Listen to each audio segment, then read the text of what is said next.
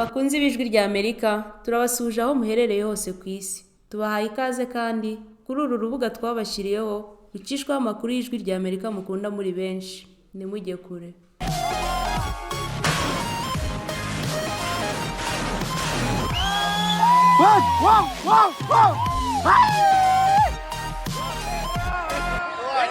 Twashimire ko muzindutse murumviriza ijwi rya Amerika. Radio ijwi rya Amerika isamira na Washington DC mu Kirundi no mu Kinyarwanda. Mwaramutse gute nshuti bakunzi bacu? Aha i Washington DC muzindukanye na Diana Nininahazwe ye kubashikiriza amakuru ya kino gitondo. Ingingo nkuru ziyagize: ubutungane bw'u Burundi bwafashe ingingo yo kugumiza mu munyororo umenyesha amakuru Sandra Muhoza amaze ukwezi apfunzwe. Nukuri je no saba abategetsi yuko bategeka ko Sandra arekugwa kuko nta cyaha cyakozwe n'icyenyi ku Burundi gusa. Uni Maître Prosper Niyoyankana awuranira umenyesha makuru Sandra Muhoza. Muri make kandi mu Burundi ikena y'igitoro ryatumye ibiciro vyacu n'ivyo kwiyunguruza muri Republika Demokarasi ya Kongo vyongera. Twabibateguriye muri genino ku isi. Urusiya butangaza ko bwaraye busambuye drone 31 na misile 16 za Ukraine. Aha muri Amerika naho Afrika iboneka mu migambi ya politike mpuzamakungu y'abakandida bariko biyamamariza amatora yo mu kwa 11. Hidoni Diano makuru yose ni mukanya musangwa ikaze kandi mugira igitondo ciza. Nongere ndabaha ikaze. Reka rero amakuru yacu imbere kuja mu karere k'ibiyaga binini, reka mbanze mpe ikaze mugenzi wacu Fidela Niyongabo adushikiriza amakuru agezweho irya nino ku isi. Urakoze Diane. Amakuru yo hirya no hino ku isi twabateguriye. Indeko za Israel kuri uyu wa mbere zaratanye mu mitwe n'abagwanyi b'umugwi Hamas mu buraruko no mu manuko bw'intara ya Gaza. Ababonye ivyabaye batangaje ko ingwano ikomeye hagati y'inteko za Israel n'abagwanyi b'umugwi Hamas yabereye mu ikambi y'impunzi ya Jabalia mu buraruko bw'intara ya Gaza, na karere inteko za Israel zagarutsemwo kugwanya ivyo igisirikare ca Israel kivuga ko ari akigoro k'umugwi Hamas ko gusubira kwiyegeranya no kongereza inguvu muri ako karere. Ababa mu ntara ya Rafa mu manuko bw'intara ya Gaza batangaje ko abasirikare ba Israel bongereje ibitero bakoresheje indege z'ingwano n'inteko zigwanira ku butaka muri ako karere kari hafi y'urubibe intara ya Gaza ihana n'igihugu ca Misiri. Ubushikiranganji bujejwe imigenderanire bwa leta zunze ubumwe za Amerika ku munsi w'Imana bwaratangaje ko umuyobozi wabwo Anthony Blinken yaganiye ku telefone n'umushikiranganji ajejwe kwivuna abansi wa Israel Yoav Gallant. Yamubwiye ko Amerika idashigikiye ibitero vy'inteko za Israel zigwanira ku butaka mu karere ka Rafa. Anthony Blinken yarasubiye kwemeza ko leta ya Amerika ibandanya gushigikira umugambi isangiye na Israel wo gutsinda umugwi Hamas. Yamara yavuze ko abasivile bategerezwa gukingirwa. Yasavye umushikiranganji ajejwe kwivuna abansi wa Israel Yoav Gallant gufasha mu gikorwa co guha imfashanyo abanyagihugu bo mu ntara ya Gaza mu gihe igihugu ciwe kiriko gihiga abagwanyi b'umugwi Hamas. Tuve mu karere ko mu buseruko bwo hagati bw'isi dukubitire mu Burusiya, aho ubushikiranganji bujejwe kwivuna abansi bw'ico gihugu bwavuze ko drone 7 na misile 4 zasamburiwe mu kirere co mu ntara ya Crimea.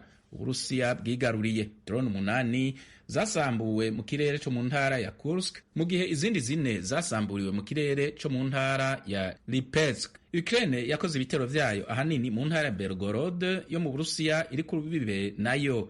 Ubushikiranganji bujejwe kwivuna abansi bw'Uburusiya bwavuze ko bwasambuye drone 12 na misile 12 mu kirere co mu ntara ya Belgorod. Ibitero mu ntara ya Belgorod vyabaye umunsi umwe inyuma y'uko ibitero vya misile vya Ukraine disha abantu batari munsi ya 15 bigakomeretsa abandi barenga 30. Iyo nkuru yatangajwe na buramatari w'iyo ntara kuri uyu wa mbere. Ejo kuwa mbere kandi buramatari w'intara ya Kharkiv muri Ukraine Oleg Sinyehubov yatangaje ko abantu barenga 4,000 bahunze kuva ku munsi wa gatanu w'indwi irangiye bavuye mu bice biri mu micungararo y'intara ya Kharkiv iri mu buraruko bushira ubuseruko bwa Ukraine.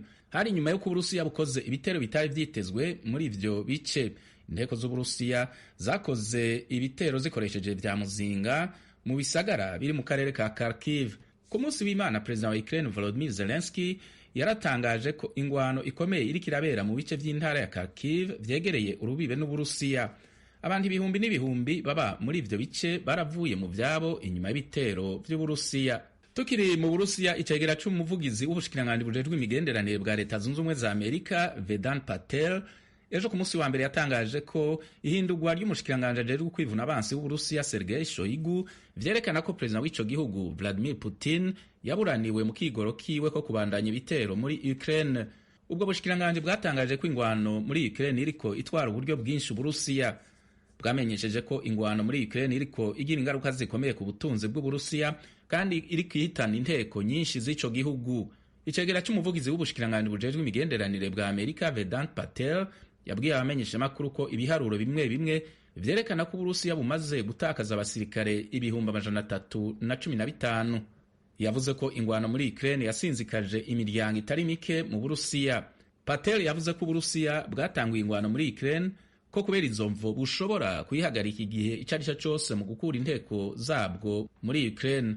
Radio Ijwi rya Amerika mu Kirundi no mu Kinyarwanda Washington DC muandanya kumviriza amakuru yo hirya no hino twabateguriye. Turangirize ku makuru yerekeye ngaha muri Leta Zunze Ubumwe za Amerika, aho Melinda French Gates, umunyamatungo umugiraneza wo muri Leta Zunze Ubumwe za Amerika, ejo kuwa mbere yatangaje ko avuye mu ishirahamwe ridakorera inyungu Gates Foundation. Yari yashinze iryo shirahamwe hamwe n'uwahoze ari umugabo wiwe Bill Gates. Gates Foundation ryabaye rimwe mu mashirahamwe y'abagiraneza afise uruhara rukomeye cyane mu makungu. Ivyatangajwe na Melinda French Gates afise imyaka 59 bibaye imyaka 3 inyuma yuko yahukanye n'uwahoze ari umugabo wiwe Bill Gates afise imyaka 68. Hisunzwe amasezerano hagati y'abo bantu bahoze bubakanye, Melinda French Gates ingingo yiwe yo kuva mu ishirahamwe Gates Foundation izoja mu ngiro ku itariki 7 y'ukwezi kwa gatandatu k'uyu mwaka. Azoronka imiliyaridi 12 n'imiliyoni 500 y'amadolari yo gukoresha mu bikorwa vyiwe vy'ubugiraneza bifasha abapfasoni n'imiryango. Melinda French Gates yatangaje ko inyuma yo yiyumviye neza yafashe ingingo yo gutanga imihoho mu mabanga yiwe y'icegera c'umuyobozi w'ishirahamwe Bill and Melinda Foundation. Ni mu butumwa bwanditse yashize ku mbuga ngurukana bumenyi. Melinda French Gates yavuze ko ikari igihe gihambaye ku bapfasoni n'abigeme muri Leta Zunze Ubumwe za Amerika no mu makungu, hamwe n'abo bose bari mu rugamba rwo gukingira no gushira imbere uburinganire. Yavuze ko abo bantu bakeneye gufatwa mu mugongo mu buryo bwihuta. Ingingo Melinda French Gates yatangaje kuva mu ishirahamwe Gates Foundation ayifashe mu mwaka w'amatora muri Leta Zunze Ubumwe za Amerika, aho vyitezwe ko ikibazo cyo gukorora inda kigira uruhara rukomeye cyane mu matora azoba mu kwezi kwa11 k'uyu mwaka. Abademokrate bariko barondera gufatira ku ishavu ababashigikiye bafitiye abarepublikani ku twigoro twabo two kugiramira uburenganzira bw'abapfasoni n'abigeme bwo gukoroza inda. Melinda French Gates amaze igihe kirekire afitaniye imigenderanire myiza n'abanyapolitike bakomeye bo mu mugambwe w'abademokrate. Bill Gates yarongoye Melinda French mu mwaka w'1994. Bafitaniye abana 3. Bahukanye mu mwaka w'2021. Yamara bari babandanije bayoborera hamwe ishirahamwe Gates Foundation bakoresheje amatungo menshi baronse biciye mu ishirahamwe Microsoft. Bill Gates ku munsi wa mbere yarashimiye uwahoze ari umutambukanyi wiwe ku ntererano ikomeye yatanze mu ishirahamwe Gates Foundation. Arakoze Fidel Niyongabo kuri amakuru yose yaduteguriye akaba ahejeje kudushikiriza. Amakuru yo mu karere k'ibiyaga binini tuyahere mu Burundi, aho urunani rw'amashirahamwe aharanira indero y'akanovera kuri bose bafashe bige rutangaza ko ikibazo c'igitoro kiriko kigira ingaruka zikomeye ku banyeshure n'abigisha. Gushika ku mashure asigaye ari ubupfindo burebure. Ibindi kuri no nkuru na Thierry Ndayishimiye. Mu kiganiro cihariye abarongoye ubwo runani bahaye Ijwi rya Amerika bavuga ko ico kibazo gishobora gukora mu nkokora igabanuka ry'ubumenyi mu mashure. Gashirahamwe Kasiye icegera c'urongoye ubwo runani bafashe bige avuga ko ico kibazo babona ko cafashe yindi ntera na cane cane ku mwana w'umunyeshure adafise ayandi mikoro. Turabona yuko ari ikibazo kiriko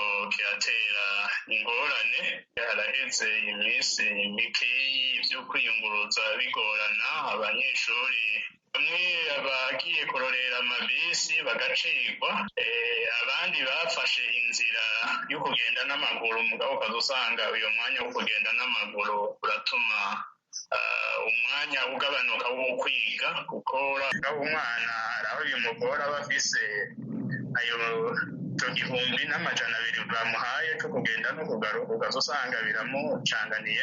Ikindi ayo mashirahamwe ashingira ko avuga ko kubura uko abanyeshure biyunguruza byafashe iyindi ntera. Gashirahamwe avuga ko ari igitigiri c'abana baja kw'ishure babona mu mabarabara bariko baragenda n'amaguru, aho bashika kw'ishure barushe cane ku buryo niyo bashitse mw'ishure batabasha gukurikirana ivyigwa neza. Si abanyeshure gusa bafise ico kibazo nk'uko babibwiye Ijwi ry'Amerika, banavuga ko n'abarimu bava kure nabo bafise ico kibazo, aho usanga umwigisha nawe yashitse kw'ishure yacerewe.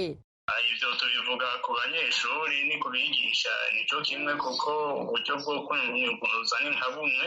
We nyene ashika kw'ishuri yarushe, hanyuma kandi kagira n'umwitwaririko ukavuka muciramwo mu kazi yari asanzwe akora. Kuri ivyo bibazo byose abakunzi b'Ijwi ry'Amerika bazindukiye ku gituro c'amabisi giherereye mu Ruziba iri muri komine ya Muha iri mu ntara ya Bujumbura, aho bavyiboneye ko atari agaseseshwa rumuri. Hari mu gitondo ca kare hatonze abantu batandukanye barimwo n'abanyeshure bari bamaze kwihebura ko batari buronka imodoka. Benshi muri abo bari bamaze gucegwa kuko hari abinjira guhera isaha 12:30 gushika isaha 1:00 za mu gitondo, kandi bamwe baja mu bice bitandukanye bigize igisagara. Aho harimwo abana biga mu mwaka w'icenda, mu w'11 no mu w'12. Muri abo abakunzi b'Ijwi ry'Amerika babonye hari abari bagiye kwiga mu Buterere bavuye ngaho mu Ruziba, ni ukuvuga ko barengana komine zibiri arizo Muha na Mukaza kugira ngo bashike kw'ishure. Bisigura ko bafata bisi zibiri, imwe imugeza muri centre ville hakarondera iyindi imujana mu Buterere. Baba baja mu gisagara canke abaharenga bavuga ko hari igihe basubira inyuma kuko bitashoboka ko bagenda n'amaguru ku birometero birenga hafi 20. Abandi baba bagiye kwiga mu Kanyosha hari abahitamwo kugenda n'amaguru bavuye ngaho mu Ruziba, ariko bakavuga ko n'abari kure cane bashika barushe cane. Bamwe muri abo twaganiriye babisigura mu mvugo yuzuye agahinda. Igituma turi ngaha nuko twabuze ikintu gitwunguruza, kuvuga ibitoro vyabaye ndani benshi banini kuva mu Ruziba gushika mu Kanyosha n'amafaranga 2,000, kandi ku moto mugenda muri babiri canke umwe muri babiri ni 6,000. Amakinga nituba tugifata yowe nawe nyene acaduza babonye igitoro caduza. Nabuze bisi ndiko naja mu Buterere kwiga, nacerewe twinjira saa 1:15. Twabuze ikidutwara kw'ishure, niyo mpamvu turi ngaha tangura saa 1:30 bacerewe. Ikindi basigura ni uko bafise ubwoba ko bashobora kuyoberwa kuko niyo bacerewe batabasubiriramwo, uretse kwimura ivyigwa kuri bagenzi babo bashitse kare. Ikintu mpomba gose uko ivyo baba bize nanje ntavyo namba ndize, nubwo nimura ku bandi banyeshure batavyesplitse umwigisha avyigisha ariho ndi asivyo ntahura. Nkuko dushobora gusanga n'amainterogasiyo yaheze usanga urahomvye muri ubwo buryo. Benshi urumva nk'ubu ashitse nka saa 3, urumva gushika saa 3 baba batanguye vyinshi, kubera nk'abo mu icenda batangura 2:30 urumva baba bamaze kwiga vyinshi, rero urumva bamaze guhomba vyinshi. Abo bana b'abanyeshure nabo basaba ko bokoroherezwa iyo hageze kwinjizwa mu mabisi aba yabonetse nk'uko byakogwa kera, kuko banigana n'abandi ugasanga barasigaye bikabaviramwo gusiba ishure. Koroherezwa nk'abanyeshure nk'uko byari bimeze, abanyeshure batangura uruhombo rwose. Kumva rero kabisa leta ikwiye gukora ibishoboka byose ikacuruza amadeparasema akwiye, akacuruza igicoro kugira ngo bishobore kwiyunguruza bitatugoye. Hari n'abarezi batashimye ko amajwi yabo yumvikana kuri mikro z'abakunzi b'Ijwi ry'Amerika. Nabo kandi bemeza ko muri kino gihe kwiyunguruza bigoye, na cane cane ku banyeshure bishobora gutuma umwimbu ugabanuka. Abo bigisha basigura ko hari aho bakoresha ibibazo ku by'abana batabashije gukurikirana, bakabona ko hari cahindutse, nabo bakavuga ko bibateye impungenge. Thierry Ndayishimiye, Ijwi ry'Amerika, Kigali. Thierry Ndayishimiye urakoze. Tukivuga ku vy'ikena y'igitoro mu Burundi, iki kibazo catanguye kugira ingaruka ku biciro vyo kwiyunguruza no kubakigura muri Republika ya Demokarasi ya Kongo. Ibiciro vyaduze cane biturutse ku barundi baza kukirondera muri ico gihugu. Ino nkuru turaza kuyigarukako mu makuru yacu ari imbere. Tuje tuguma ariko mu Burundi, aho ubutungane bw'ico gihugu bwafashe ingingo yo kugumiza mu munyororo umenyesha makuru Sandra Muhoza amaze ukwezi apfunzwe, we n'abashingwamanza biwe bari basavye ko yoburana yidegemvya. Muhoza Muhoza muribuka ko yagirizwa gushaka guhungabanya umutekano w'igihugu no kubiba urwanko rufatiye ku macakubiri. Abashingwamanza biwe babwije irya Amerika ko bagiye kunguruza urubanza. Pierre Claver niyo nkuru yabiduteguriye. Amahirwe yo kurekugwa agasubira kuraba abana biwe batatu yabaye indoto ku mumenyeshamakuru Sandra Muhoza. Uwo mukenyezi akoreye ikinyamakuru candika La Nova Burundi mu ntara z'uburaruko bw'u Burundi yari yaburanye mu mpera z'indwi iheze ari kumwe n'abamwunganira mu mategeko bari basavye ko yorekugwa akaburana yidegemvya canke agatanga ingwate. Yamara kuri uyu wa mbere sentare nkuru y'igihugu yabakuriye inkoni ku gishitsi. Mu ngingo yo sentare idatanga insiguro nyinshi ivuga ko ivyo umuburanyi Sandra Muhoza yasavye atashingiro bifise kuko kubw'abacamanza ivyaha uwo mumenyeshamakuru akurikiranywe ko bikomeye kandi bihanishwa igihano kinini gushika ku gufungwa ubuzima bwiwe bwose. Ivyo vyaha navyo birimwo uguhungabanya umutekano w'igihugu, gucanishamwo abantu no gukwiragiza urwanko rufatiye ku bwoko. Ni ivyaha ubutungane buvuga ko uwo mukenyezi yakoreye mu ruhame ku rubuga ngurukanabumenyi rwa WhatsApp ruhuza abamenyeshamakuru n'inzego za leta Burundi Media.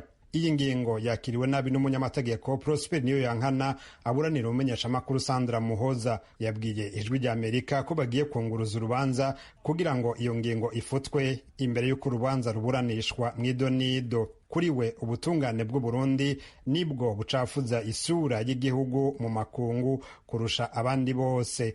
Dusaba ko Burundi butosubira kwambikwa ibara n'ibintu bito nk'ivyo bitagira aho bihagaze, ko abantu bayaze ari abantu bangana, abantu bakora umurimo umwe, abantu bari basangiye umugwi bayagiramwo. Hashobora kuvamwo umwe akaza kurega uwundi bamudodobereza bamwambika umugozi mw'izosi. Sinumva rero ingene Burundi bugosubira kwambikwa ibara ry'uko bakuma bapfunga abamenyesha makuru kubera ubwo buntu ataho buhagaze. Nukuri je nosaba abategetsi yuko bategeka ko Sandra arekugwa kuko nta caha cakozwe nicenye ku Burundi gusa. Umumenyeshamakuru Muhoza yamenyekanye aho afungiwe inyuma y'imisi 5 anyururijwe ingozi n'abantu batamenyekanye imbere yuko atwagwa mw'ibohero rikuru rya Mpimba aho afungiwe. Muri kino gihe yabanje kuburanira mu mpisho muri parike ya Bujumbura akuwe mu biro vy'iperereza. Umushingwamanza wiwe atangazwa n'ingene uwo mumenyeshamakuru atafungiwe canke ngo aburanishirizwe aho icaha cakorewe mu buraruko bw'igihugu. Ivyo bamwagiriza ko yakoze bikoreye ingozi, afatwa na komiseri wa urwego rw'iperereza ingozi, amwumviririza ubwa mbere ingozi, mugabo aca mumanuka ni Bujumbura. Nkuko umenga wewe yobavuga ati je nta bubasha mfise, ariko Sandra nta ubudahangagwa afise, yari kuburanishirizwa n'ingozi. Ico gituma twe tutumva na gatoyi ingene baciye kubiri n'amategeko. Ivyo byose biteye amakenga, nta wuzi ico bigamije. Komite mpuzamakungu ikingira abamenyesha amakuru CPJ ibona ko iryo fungwa ari nk'igitero ku mwuga wo kumenyesha amakuru mu Burundi, ndetse rigatuma abamenyesha amakuru bakora mu bwoba budasanzwe. Mudoki Mumo atwara igisata ca Afrika yo munsi ya Sahara muri CPJ yaganiriye n'ijwi rya Amerika ari Nairobi muri Kenya. Yakoze icaha ikihe? Yarenze ayahe mategeko? Bafise ivyemezo ibihe? Ibi ni iterabwoba ririko rirakorerwa abamenyesha amakuru bakorera mu bwoba budasanzwe. Ni nk'aho leta ibabwiye iti namwe mushobora kunyuruzwa umuryango wanyu ntumenye iyo muri, mushobora gufatwa umwanya n'umwanya kandi uburenganzira bwanyu bugahonyangwa. Abaharaniye agateka kazina muntu mu Burundi bobo bibaza ingene umumenyesha amakuru ashobora kwegekwa ko ivyaha bihanishwa igihano nk'ic'abakora iterabwoba kw'isi. Kw'ijwi ry'Amerika umunyamategeko Janvier Bigirimana atwara umuhari mpuzamakungu Tournora Page asigura ko ariho nyangwa rikabije ry'uburenganzira bwo gushikiriza ivyumviro mu gihugu, na cyane ko ari ingendo ihonyanga ibwirizwa shingiro kandi leta ikubahiriza ivyiyumvira abantu bashikirije, kuko abantu bose ntibateza kwiyumvira co kimwe, ntibateza gukomera amashi ibintu bimukira. Noneho ibi bintu vy'uko abantu bashikiriza ivyiyumviro mu migwi barimwo cyane ivy'ubuhinga ngurukanabumenyi vya WhatsApp canke ibindi n'ibintu bisanzwe. Kugeraho ntitubona icaha yari yakoze cotuma aca afatwa nk'umumenja nibaza yuko ari ingendo igayitse, ingendo ituma uburenganzira bw'abarundi cyane cyane uburenganzira bwo kumenyesha amakuru bubandanya buhonyangwa. amashami mpuzamakungu akingira uburenganzira bw'abamenyeshamakuru harimo na RSF asaba irekurwa ry'uwo mumenyeshamakuru. Yibutsa ko yasanzeyo uwundi mukenyezi mugenzi we Floriane Irangabiye uyo wewe amaze umwaka urenga afunzwe yakatiwe gufungwa imyaka 10 bahuriye ku caha co gushaka guhungabanya umutekano w'igihugu.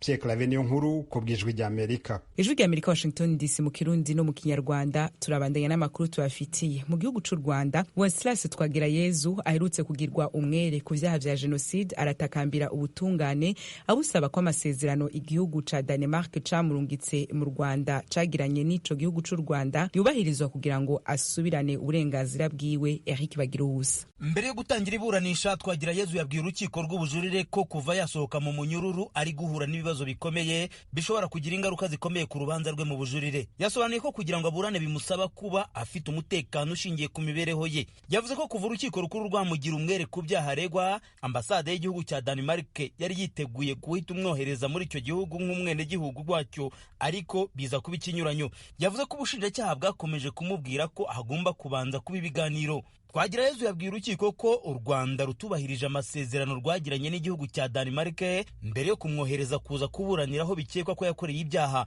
Yavuze ko abayeho nabi no kugeraho abari ukeye kuko ashobora no kuburara. Yabwiye urukiko ko kuva yafungurwa ubushinjacyaha bwahise bujuririra icyemezo kandi ko amaze guhindagura aho arara inshuro zirenga muri 20 kandi abamwitagaho bamaze kumurambirwa. Avuga ko yabibwiye abagombye kubikemura bakomeza kumurerega ko bari kubyigaho. Umucamanza yifuje kumenya niba hari ingaruka zidasanzwe byamugizeho. Yasobanuye ko muri make mu magambo ye abayeho nk'inzererezi.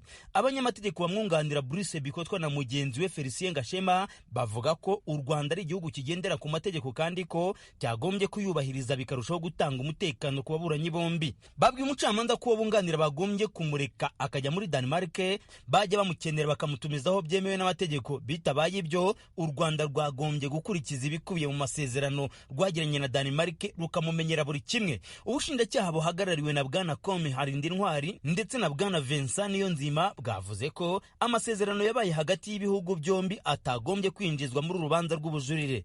Basabye ko Twagirayezu yakwegera inzego zibishinzwe zikamukemurira ikibazo. Urukiko rwavuze ko amasezerano yabaye hagati y'u Rwanda na Denmark yagombye kubahirizwa. Magingo y'ubushinjacyaha bwajuriye nyuma yo kutishimira icyemezo cy'urukiko rukuru cyagize umwere Twagirayezu ku byaha bya genocide. Buvuga ko mu cyemezo cy'urukiko rukuru harimo inenge zikomeye busaba ko zakosorwa. Bwavuze ko urukiko rwitaye ku miburanishirize bwise iya sinari impari gusa. Bwabwiye umucamanza ko bidahagije we n'abamwunganira bagombye no gutanga ibimenyetso bifatika bigaragaza ko aho yarari. Abamwunganira mu mategeko bakabwira urukiko ko nta nenge zishingiye ku mategeko ubushinjacyaha bwigeze bugaragariza urukiko mu bimenyetso bwatanze. Ubushinjacyaha kandi bukavuga ko mu nzego z'ubugenzacyaha zo mu gihugu cya Denmark uregwa yemeye ko hagati y'ukwezi kwa mbere n'ukwezi kwa karindwi mu mwaka w'1994 yari mu Rwanda ku Gisenyi. Ibi bakabinenga ko urukiko rukuru ntacyo rwabivuzeho mu cyemezo cyarwo. Umunyamategeko Bikotwa akavuga ko kuba ntacyo urukiko rukuru rwavuze kuri ibyo bimenyetso yabihuza n'umugani w'ikinyarwanda ugira uti ukuzimaniye amazi nawe umuzimanira amazi. Ubushinjacyaha buvuga ko muri Denmark Twagirayezu yemeye ko yari ashyigikiye ibikorwa by'interahamwe n'ubwo atagiye mu bwicanyi. Bukavuga ko ibyo ari ikimenyetso ko ku matariki bumuregaho yari mu Rwanda. Twagirayezu yavuze ko ayo makuru y'ibanga yabatanze ku binjira n'abasohoka igihe yasabaga ubuhungiro. Yavuze ko ntaho bihuriye n'ibyo ubushinjacyaha bumurega. Hari ingingo enye urukiko rw'ubujurire rugomba gusuzuma muri urubanza rwa Twagirayezu ku rwego rw'ubujurire. Hari kumenya niba yarari cyangwa atarari mu Rwanda ku matariki aregwaho, kumenya niba hari ibimenyetso urukiko rukuru rwaba rwarirengagije mu kumugira umwere, kumenya niba mu kumugira umwere hari amategeko yirengagijwe, no kumenya ikijyanye n'ibihano yahabwa. Mu kwezi kwa mbere uyu mwaka nibwo urugereko rwihariye rw'urukiko rukuru mu Rwanda ruburanisha ibyaha byo ku rwego mpuzamahanga rwagize Twagirayezu umwere ku byaha aregwa. Ubushinjacyaha bumurega kwica nk'icyaha cya genocide no kurimbura nk'icyaha kibasiye inyoko muntu. Twagirayezu we abihakana akavuga ko ku matariki bamuregaho yari mu gihugu cya Repubulika ya Demokarasi ya Kongo icyo gihe cyitwaga Zaire. kuva abanyarwanda batangira kuza kuburanira mu Rwanda ibyaha bya jenoside, bwana Wenceslas Twagirayezu niwe wabaye umwere, mu gihe abandi bahamwe n'ibyaha bagakatirwa ibihano bitandukanye. Twagirayezu w'imyaka 56 y'amavuko aregwa ibyaha akekwa ko yakoreye mu cyahoze ari komine Rwerere mu karere ka Rubavu ya none mu burengerazuba bw'u Rwanda. Ari mu Rwanda nk'umunyarwanda uhakomoka n'ahaburanira urubanza rwe, ariko ntaho hagaragara mu bitabo by'irangamimerere ryo mu gihugu yavukiyemo. Mu rubanza rwe ku rwego rwa mbere, umwe mu bacamanza batatu bamuburanishaga ntiyemeranije na bagenzi be ku cyemezo cyamugize umwere. Twagirayezu afatwa nk'umuturage wa Denmark kuko afite ubwenegihugu bw'icyo gihugu. Bagira ubusa ijwi ry'Amerika i Kigali. Ijwi ry'Amerika turacabandanya n'amakuru tubafitiye. Tugaruke rero ku yindi migabane. Aha muri Leta Zunze Ubumwe za Amerika, imyiteguro y'amatora y'umukuru w'igihugu azoba mu kwezi kwa 11 irabandanya. Abazotora bazohitamwo hagati ya President ahari Joe Biden n'uwo yasubiririye mu 2021 Donald Trump. Mu kwiyamamaza kw'aba bakandida bompi, ntaho Afrika iboneka mu migambi yabo ya politike mpuzamakungu. Nivyo turabira hamwe rero no musi mu rukurikirane rw'inkuru zihariye zibasigurira ibijanye n'amatora muri Leta Zunze Ubumwe za Amerika yo muri uno mwaka. Mugenzi wacu Thomas Kamirindi aduge kwijambo. Afrika ni umugabane ufite umutungo kamere utubutse, ni nawo kandi muri iki gihe ufite ubukungu bwiyongera n'umuvuduko munini kurusha indi migabane. Uretse ibyo, Afrika ifite n'abaturage benshi barenga 1,200,000,000.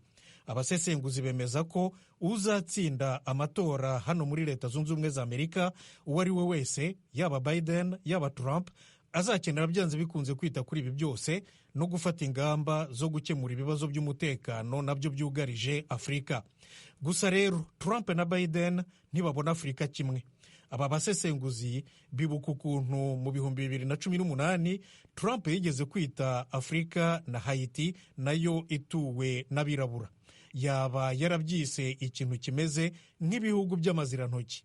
Michael Walsh ni umushakashatsi kuri Afrika mu kigo cy'ubushakashatsi mu bya politiki mpuzamahanga cyitwa Foreign Policy Research Institute, gifite icyicaro gikuru mu mujyi wa Philadelphia muri leta ya Pennsylvania mu burasirazuba bwa Leta Zunze Ubumwe za Amerika. Nibyo byaramamaye ko yakoresheje bene icyo gitutsi. Nyuma agerageza gukurikiza politike yo kwita ku bibazo bikomeye byo muri Afurika nk'iby'umutekano no kubishakira umuti. Ariko mu by'ukuri ntibyari imigambi yaguye ireba kure. Ku rundi ruhande, Biden yagerageje kwita ku bufatanye na Afurika bushingiye ku ndangagaciro z'impande zombi, ariko byatwikiriwe na politiki ya guverinoma ye kuri Israeli n'ingufu yashyize mu bikorwa byo gukumira Uburusiya muri Afurika n'ukuntu bugenda buyiyegereza kurushaho. Cameron Hudson ni umushakashatsi kuri Afurika mu kigo cyitwa Center for Strategic and International Studies cya hano i Washington DC, umurwa mukuru wa Leta Zunze Ubumwe za Amerika. Abanyafurika babona neza ibirenze hirya politiki za Amerika muri Afurika. Urugero, intambara mu burasirazuba bwo hagati, intambara yo muri Gaza n'inkunga Amerika Israeli, cyangwa se ibyo Amerika isaba ibihugu bya Afurika byo kudacudika n'Uburusiya. Babona neza icyo kintu cy'indimi ebyiri muri politiki za guverinoma ya Biden, ntibikurura ubucuti na Afurika. Abasesenguzi basobanura ko izi politiki za Amerika zigabanya igihagararo n'igitinyiro cyayo muri Afurika, ari byo uzatorwa yaba Biden yaba Trump agomba kuzareba. Niko Cameron Hudson abibona. Bizaba ngombwa ko perezida wa Amerika mushya arwanya ukuntu Amerika igenda itakaza akarenge ku mugabane wa Afurika, atirengagije ukuntu ibihugu bya Afurika bigenda birushaho kurengera uburenganzira bwabyo bwite no guhuza imvugo imwe mu ruhando mpuzamahanga. Biden na Trump ntibabona Afurika kimwe, ariko bafite icyo bahuriyeho. Abategarugori babo basuye Afurika mu bihugu bya Kenya, Namibia, Misiri na Malawi. Perezida Biden yohereje kandi muri Afurika Vice Perezida we Kamala Harris, muri Ghana, Tanzania na Zambia. Ariko bo bombi, Biden na Trump, nta wigeze ajya muri Afurika ari umukuru w'igihugu cya Leta Zunze Ubumwe za Amerika.